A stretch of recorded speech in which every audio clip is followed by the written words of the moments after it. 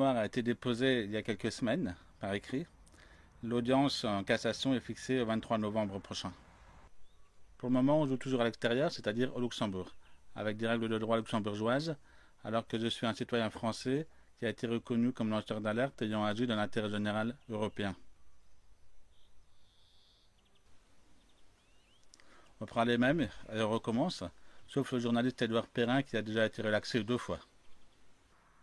Le jugement en appel précise que les pratiques que j'ai dénoncées sont illégales et ne sont remises en cause par aucune des parties, que le jugement en appel ait totalement travesti les faits et remis en cause la jurisprudence de la Cour européenne des droits de l'homme est tout simplement scandaleux. Je pense que lancer une alerte est avant tout un acte éthique tourné vers autrui. C'est pour les autres que l'on fait ça et pas pour son ego personnel. Ça ne m'a absolument rien apporté de lancer cette alerte, financièrement ou d'un point de vue matériel. Au contraire, ça me coûte beaucoup, beaucoup de temps, beaucoup d'énergie. Et si je fais ça, c'est surtout pour les autres.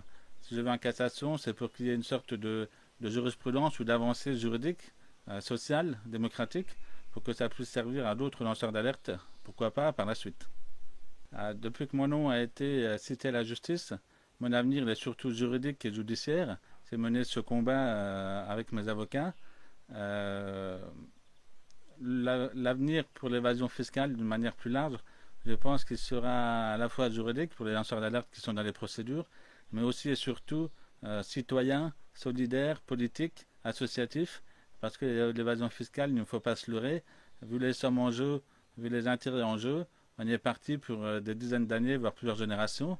Donc chaque pas, chaque petit pas est une avancée qui est nécessaire de mener. Je pense que le mot de la fin pourrait être qu'il ne faut jamais renoncer, qu'il ne faut jamais se résoudre. C'est un peu ma devise depuis le début de ce combat. Ne se résoudre jamais.